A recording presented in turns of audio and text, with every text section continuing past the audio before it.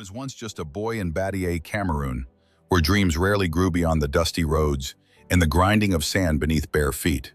Francis Ngannou's childhood was forged in hardship, a relentless test of survival.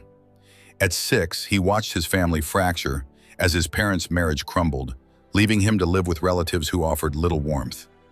Every morning, the hunger in his stomach rivaled the weight of expectations on his small shoulders. Classrooms became chambers of humiliation, where teachers pointed at him, scolding him for lacking a pen or a notebook, unable to grasp the simple truth: his family could not afford them. While other children played and laughed, Francis shouldered burdens meant for grown men. At just 10 years old, Francis stepped into the punishing heat of a sand quarry. The sun bore down on his back as he heaved shovels of sand, muscles straining under loads that would eventually shape the devastating power he'd unleash years later. Each day left his body aching and his spirit restless.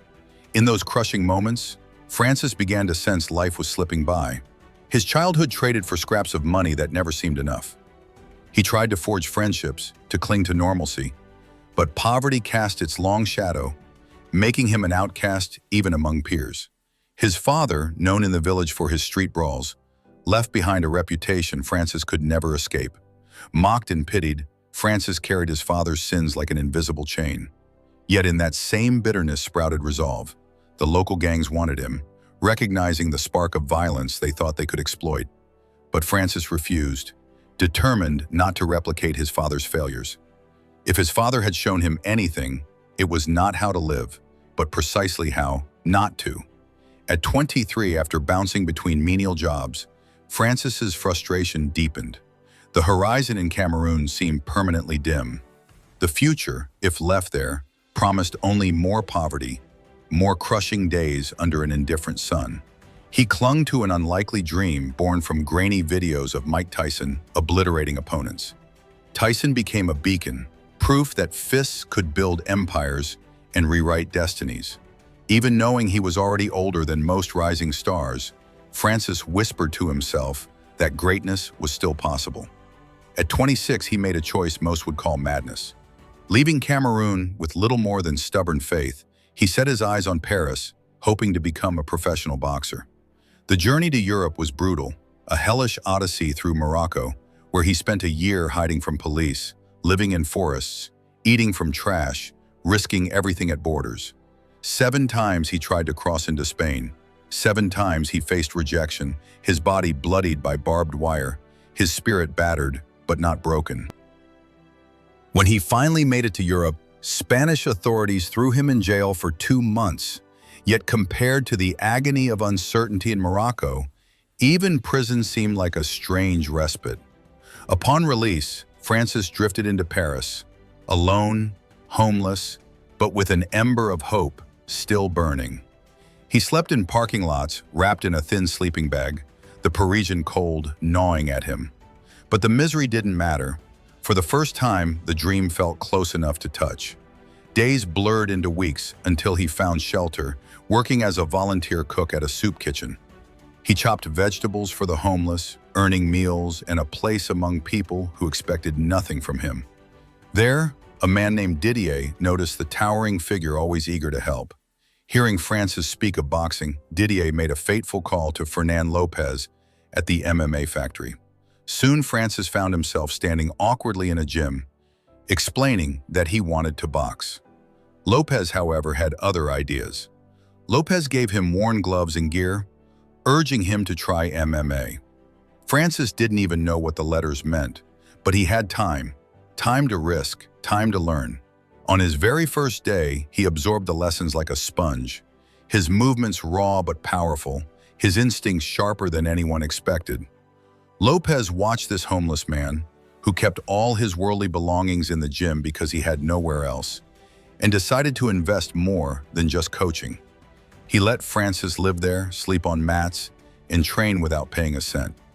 In November 2013, after only 3 months of training, Francis stepped into a cage for his first professional fight. Victory came by first-round submission. His legend began to grow in small European circuits, where he cut through opponents with terrifying ease.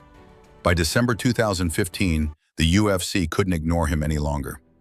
They offered a contract that would haul him from obscurity to the world stage. In just 2 years, Francis had gone from sleeping under Paris bridges to preparing for his UFC debut. His first opponent was Luis Henrique, a Brazilian with more experience and a winning streak.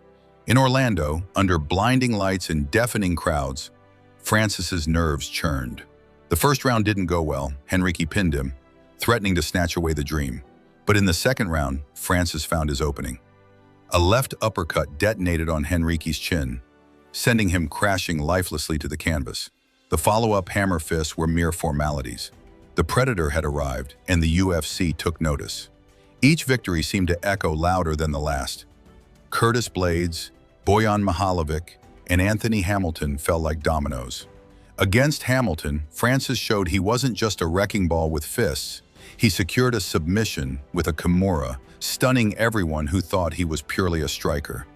Afterward, he demanded a top 10 opponent, eager to prove he was more than hype. When Andrei Arlovski, a former champion, stood across from him, the fight ended in just 92 seconds. Dana White's voice rang through press conferences, already calling Francis a future champion. With each knockout, the world watched a nightmare incarnate stalking the heavyweight division.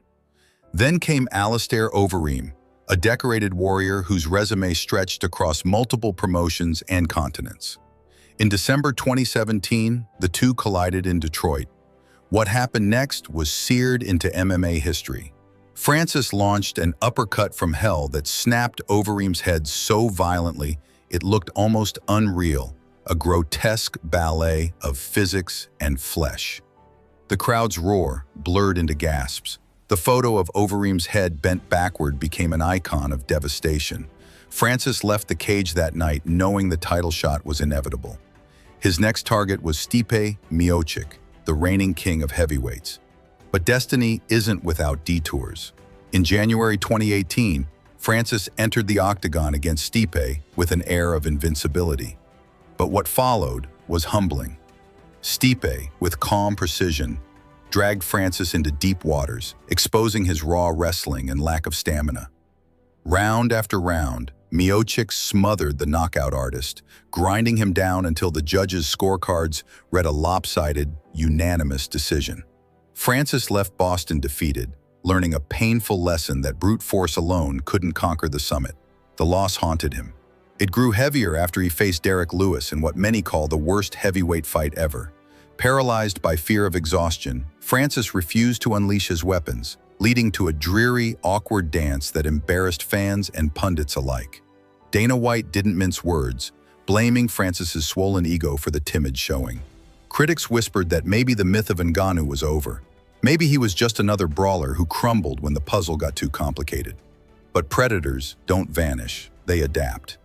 When Francis returned to face Curtis Blades again, he obliterated him in under a minute. The relief was visceral. Francis roared to the heavens, a man reclaiming his destiny. Then came Cain Velasquez, Junior Dos Santos, Jairzinho Rozenstruik, all top-tier heavyweights dispatched in frightening, highlight reel knockouts. His hands were measured at generating more force than a small car, shattering the UFC's power records. The fear returned to the division. The boogeyman was back, but sharper, smarter, and more patient. March 2021 brought the rematch with Stipe Miocic. This time, Francis was different, calm, calculated, and with a newfound wrestling defense that stunned analysts. He stuffed takedowns, landed methodical strikes, and when the opening appeared, unloaded a left hook that folded Miocic like a deck chair. Francis Ngannou became the UFC heavyweight champion, letting out a primal scream as decades of pain, sacrifice, and doubt erupted in a single moment. He wasn't just the hardest puncher alive, he was now undisputed king. His first title defense came against Cyril Gane, a former teammate who represented perhaps the trickiest challenge yet. Gane's footwork and technique threatened to frustrate Francis's power. The opening rounds were tense, with Gane chopping at Francis's legs and keeping him at bay. But then, in a shocking evolution, Francis flipped the script. He wrestled. Takedown after takedown, he held Gane down, grinding the Frenchman into the mat and stealing rounds in a style no one imagined. When the judges rendered their decision in Francis's favor, He had proved to the world he wasn't just a destroyer, he was a complete fighter. Yet behind the scenes a storm was brewing.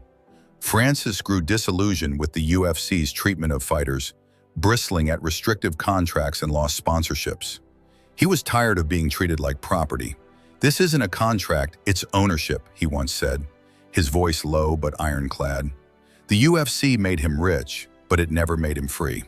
Francis began to dream bigger, of boxing matches with Tyson Fury, of shattering boundaries that limited what a fighter could demand. He wanted to prove he was worth more than any league's percentage.